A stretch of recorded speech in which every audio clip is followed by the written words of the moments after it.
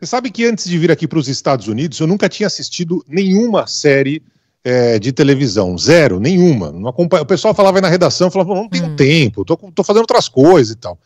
Depois que eu vim para cá, né, há 5 anos, eu sou o maior rato de série que vocês podem imaginar. Assisto tudo, conheço todas, virei na pandemia um frequentador. E a última série que está gerando muitas discussões no mundo inteiro é uma chamada Adolescência, uma série de 4 episódios da Netflix que põe em debate não só a adolescência em si, uma faixa de sempre muita conturbação, muita novidade, muita discussão, mas a educação nas escolas, a educação dos pais e também a internet, né?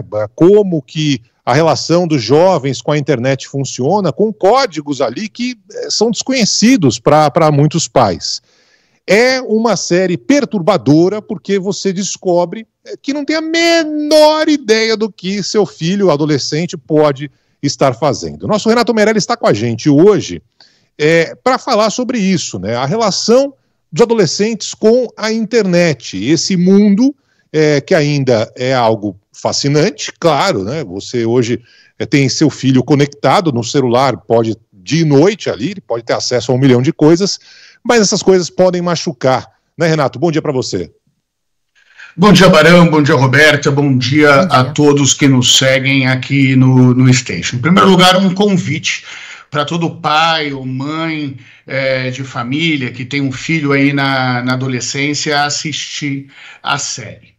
Mas antes de falar os dados das pesquisas que nós desenvolvemos aí sobre como que os pais estão ou não estão preocupados com a série, Barão, acho que vale a pena falar o DNA da série. O DNA da série é que as instituições tradicionais, eu estou falando a família, eu estou falando o colégio, e no caso das famílias mais ricas, os psicólogos que falam com as crianças e com os adolescentes estão muito longe de entender o que é esse universo aí de acesso à internet. É como se as palavras, se os códigos aí que esses adolescentes usam fossem muito diferentes aí do que os pais, as escolas são capazes de entender. Para isso, a solução das escolas, muitas vezes, é banir aí o uso de segunda tela para esses alunos, mas o que a série nos mostra é que isso está longe de ser suficiente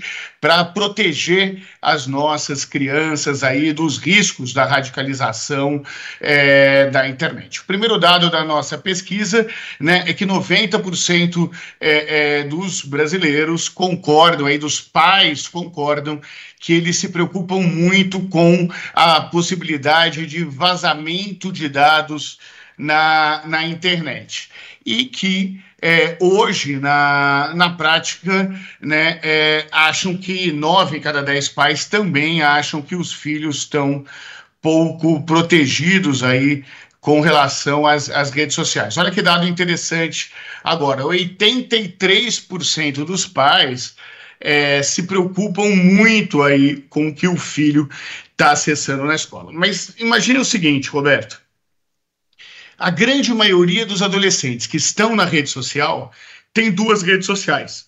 Uma rede social que os pais sabem qual é. E uma outra rede social que os pais não fazem a menor ideia. Então, muitas vezes, as crianças e os adolescentes usam um e-mail aí para criar um outro Instagram, por exemplo, uma segunda conta no TikTok, que ele usa apenas para se relacionar com os seus amigos, né? E aí, nesse lugar, é como se as pessoas falassem uma outra língua, uma língua que muitas vezes os pais não entendem o seu significado. Pois é, e o que vocês têm de dados ou de explicações, hein, Renato, sobre essa linguagem que nem sempre é tão entendida, que nem sempre é compreendida pelos pais? Olha, tem alguns dados interessantes aqui, né? Primeiro, algumas provocações, né?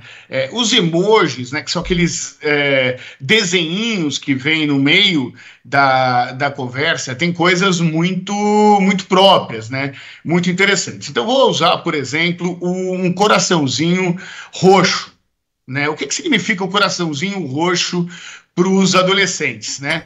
É uma admiração intensa, aquela paixão que é mais sensual, que é ligado ao desejo. E o que a gente vê? Outro dia eu tinha aí uma tia que já passou dos 60 anos de idade que vivia mandando coraçãozinho roxo para mim.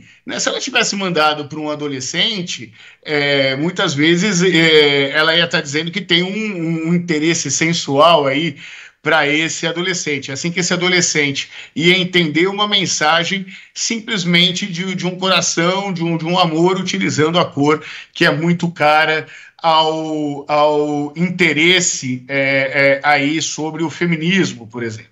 Da mesma forma que berinjela está longe de ser visto, o emoji ali da berinjela, como uma atividade culinária, né? Como se fosse utilizada numa receita. Muitas vezes representa aí um órgão sexual masculino. Mas quando a gente vai falar da coisa masculina, tem alguns dados que vêm, por exemplo, com uma masculinidade tóxica, e um pouco da série fala isso muito, né? Se você usa uma estátua de pedra, por exemplo, vem dizendo que o homem que não sente, usado em memes que muitas vezes são misóginos aí, e que representam uma frieza emocional. Já quando você usa uma pílula vermelha, nós estamos falando aí do Red Pill, que é um símbolo de ideologias que são machistas, né, com relação a isso. Não sei se quem está no carro agora conseguiu anotar tudo esse código, né, que o Renato decifrou aqui, mas é possível que amanhã mude tudo, né? Então também não é tão simples acompanhar essa evolução. Não é de hoje, né, que os adolescentes ou diferentes grupos se comunicam por meio de códigos, de formas específicas, né? Mas esses emojis muitas vezes são representativos de um significado que para nós não parece aquele que deveria ser na prática. Como disse o Renato, assista essa série, é uma série perturbadora, é um tapaço na cara da educação, né? Passa na Inglaterra, enfim, mas você pode botar aqui nos Estados Unidos, no Brasil, onde você quiser, e trata justamente de uma situação absolutamente atual, né? De situações do dia a dia, de adolescentes que se sentem ali, de alguma forma, atacados nas redes, e isso foge muito do controle dos pais, né? Como o Renato falou, adolescentes que têm 2, 3 contas, né, para conseguir se comunicar entre eles e acabam se sentindo machucados, ofendidos.